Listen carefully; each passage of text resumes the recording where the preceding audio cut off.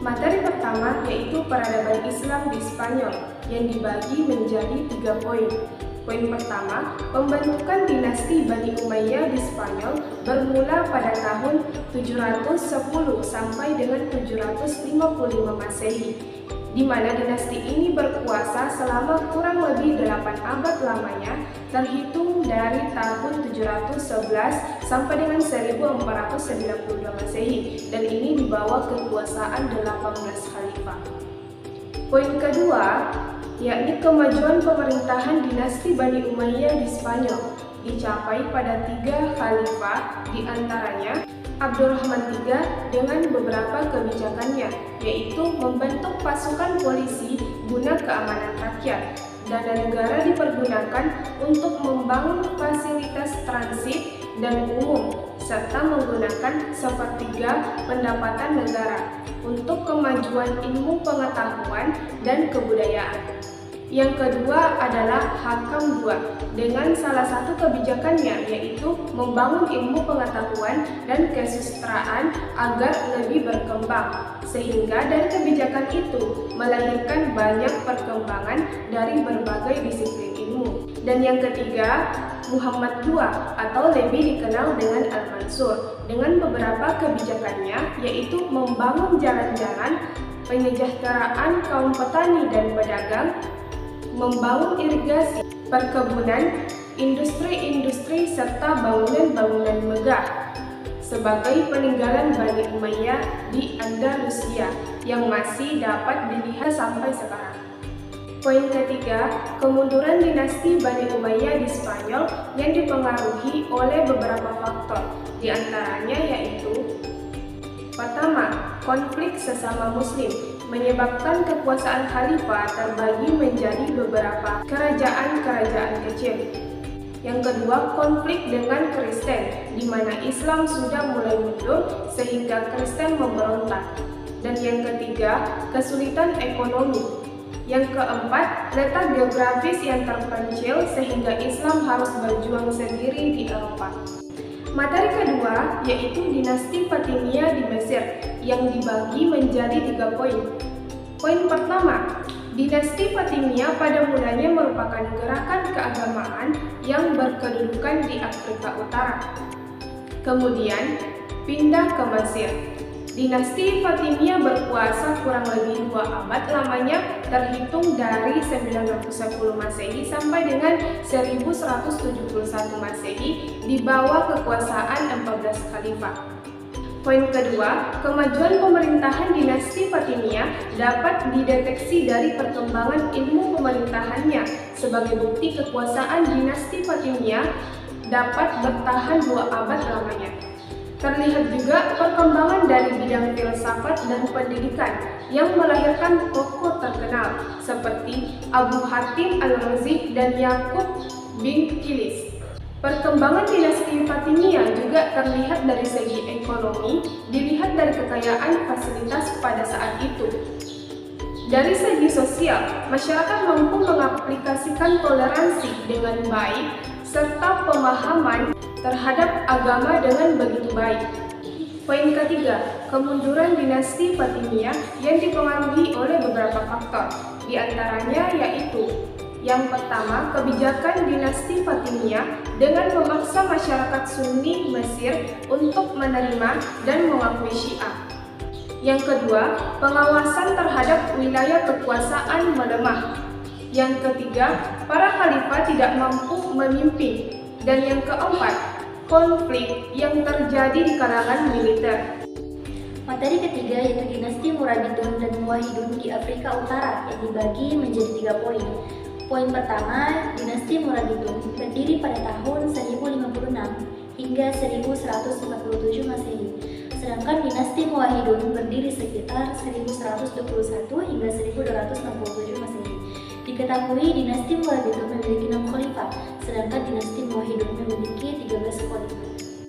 Poin kedua, kemajuan masa dinasti Murabitun dan Muwahhidun terlihat hanya berporos pada pembangunan infrastruktur dan militer.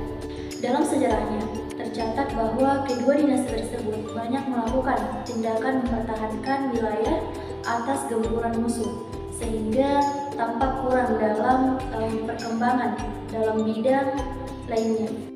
Poin ketiga, kemunduran dinasti Murabitun yang dipengaruhi oleh beberapa faktor.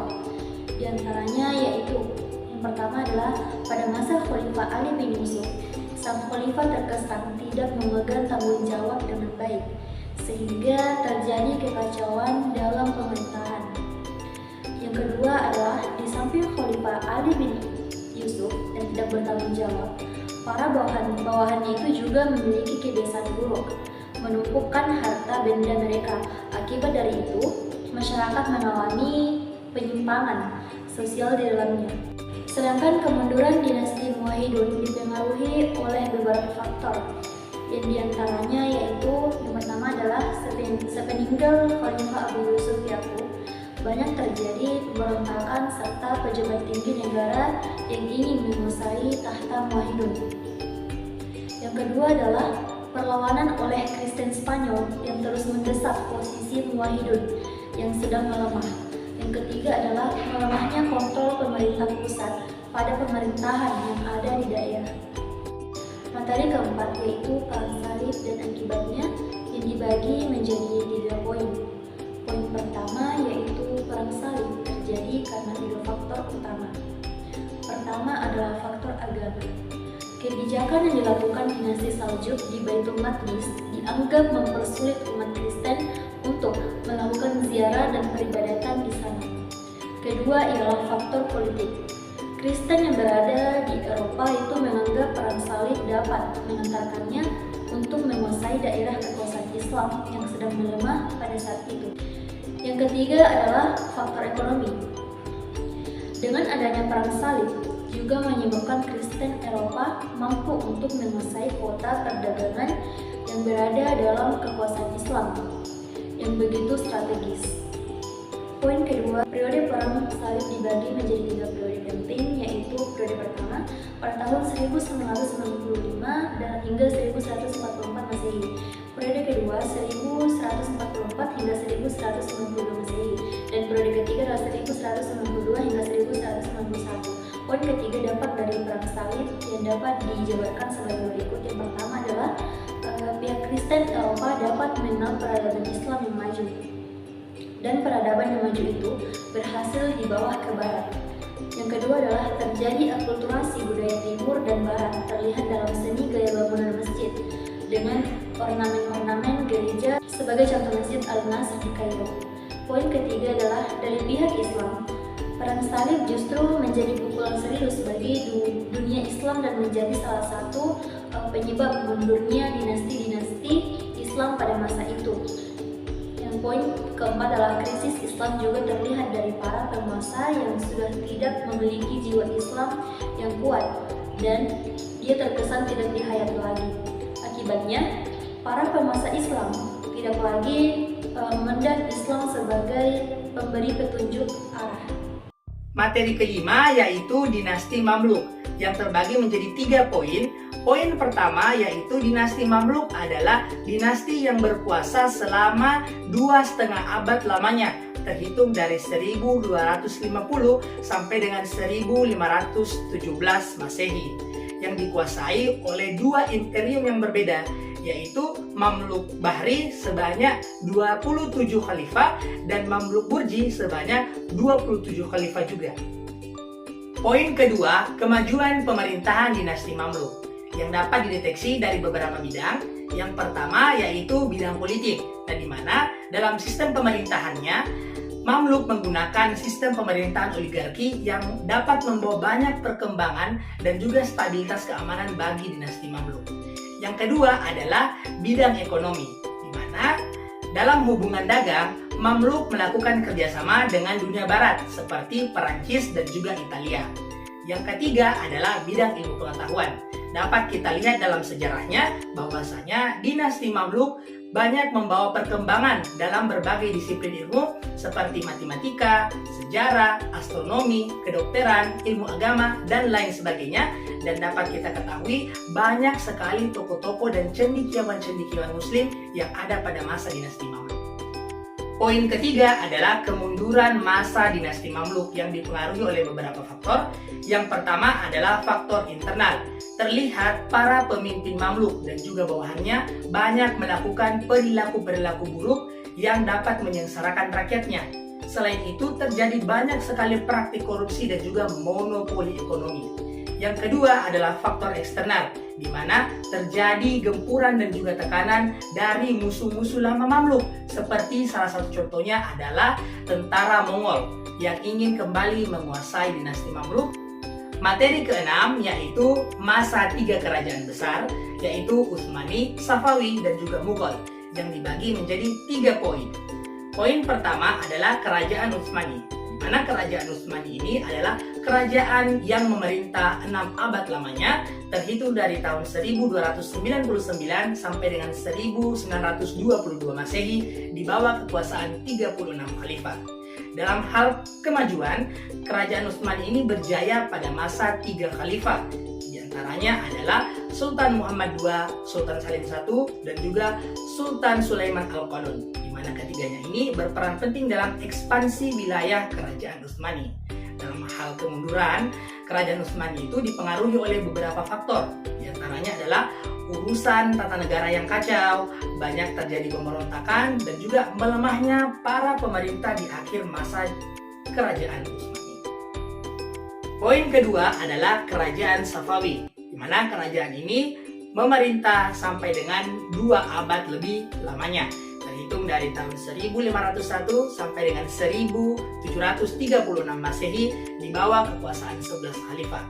Dalam hal kemajuan, kerajaan Safawi berjaya pada masa 2 khalifah, yaitu Sultan Ismail dan juga Shah Abbas I, di mana keduanya sangat berperan penting dalam stabilitas keamanan dan juga ekspansi wilayah kerajaan Safawi. Nah, dalam hal kemunduran, kerajaan Safawi dipengaruhi oleh beberapa faktor. Yang pertama adalah urusan tata negara yang kacau, terjadinya berbagai macam perebutan kekuasaan, dan juga terjadi konflik berkepanjangan dengan kerajaan Utsmani. Poin ketiga yaitu kerajaan Mughal, di mana kerajaan ini memerintah selama 3 abad lebih lamanya, terhitung dari tahun 1526 sampai dengan 1858 Masehi di bawah kekuasaan 19 khalifah. Nah, dalam hal kemajuan, kerajaan Mughal itu berjaya pada masa Sultan Akbar I, di mana Sultan Akbar I mampu membawa perkembangan pesat dalam bidang ilmu pengetahuan, kesenian, dan juga perekonomian bagi kerajaan Mughal. Dalam hal kemunduran, kerajaan Mughal itu dipengaruhi oleh beberapa faktor. Yang pertama, keadaan politik yang sangat buruk pada masa pemerintahan generasi-generasi yang lemah.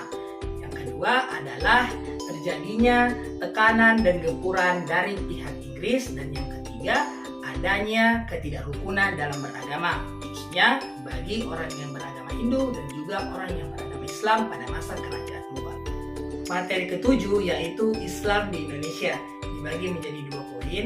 Poin pertama, diperkirakan Islam masuk ke Indonesia pada abad 7 sampai dengan 11 Masehi. Teman-teman sekalian, perlu diketahui juga ada beberapa teori yang membahas tentang masuknya Islam ke Indonesia, seperti teori Gujarat, teori Arab, teori Persia, dan juga teori Cina, serta ada beberapa manuskrip atau catatan-catatan bangsa Eropa, serta sumber-sumber di dalam negeri. Poin kedua yaitu Islam telah masuk ke Indonesia dari seluruh wilayahnya, dari Sabang hingga Merauke. Tercatat banyak sekali peninggalan-peninggalan Islam serta kerajaan-kerajaan Islam yang telah berdiri dan membuktikan bahwasanya Islam telah menyebar ke seluruh Indonesia. Di antaranya yang pertama ada Samudra Pasai di Sumatera, ada kerajaan Demak. Di Jawa ada juga kerajaan Gorontalo, di Makassar ada kerajaan Ternate Tidore yang ada di Maluku, ada kerajaan Bima yang ada di Nusa Tenggara, serta kerajaan Mempawah yang ada di Kalimantan.